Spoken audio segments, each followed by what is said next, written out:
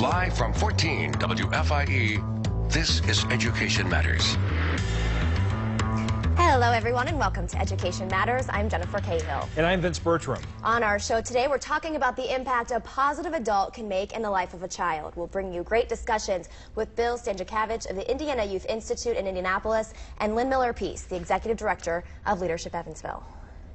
We also have a great story on the impact of volunteers right here in Evansville. And our EVSC Spotlight will take you to Lincoln School, where the Children's Center for Dance Education is teaching children life lessons through ballet. That's right. But first this morning, the battle that's going on between unions and state government in Wisconsin. You've no doubt heard the stories of the state Democrats who have fled the state in an effort to keep legislation from going to a vote.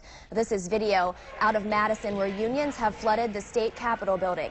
Republican Governor Scott Walker and Republican legislators are pushing for a bill that would get rid of collective bargaining rights for public employees, including teachers. Senate Democrats fled the state on February 17th and have yet to return, bringing the legislative process to a halt. The governor says he won't compromise on the issue, which he says will balance the state budget. Educators across the state have called in sick while they protest closing schools in many parts of Wisconsin.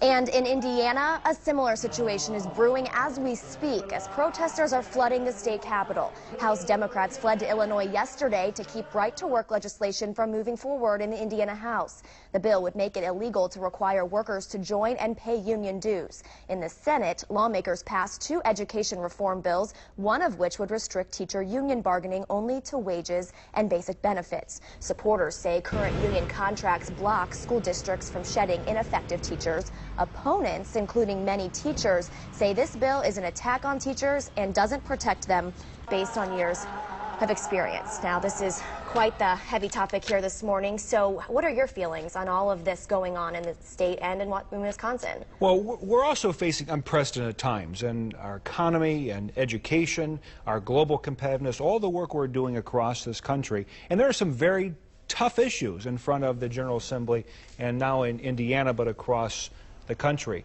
Issues such as vouchers and charter schools and overall education reform, things about collective bargaining. These are tough issues, but I also suggest that when things are really tough is when we need great leadership.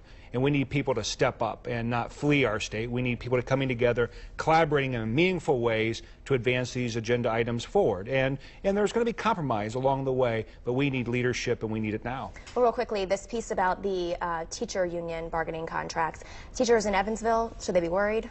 You know, and I've had a lot of discussion with leadership of our Teachers Association, in which I admire the work they're doing and helping advance professional development, the work of our teachers.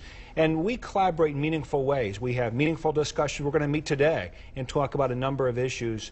And we believe that when we put things on the table, we can disagree about very important things, but in the bottom line is we want to do what's best for children. And I believe that's the mission of our association. It's certainly the mission of our school district. It's that collaboration that allows us to do meaningful work. So we're going to continue with that spirit of collaboration. We think it'll be very positive for our community. All right, always great to hear from you. After the break, we're talking mentoring and how just 1 hour a week can change the direction of a young child's life.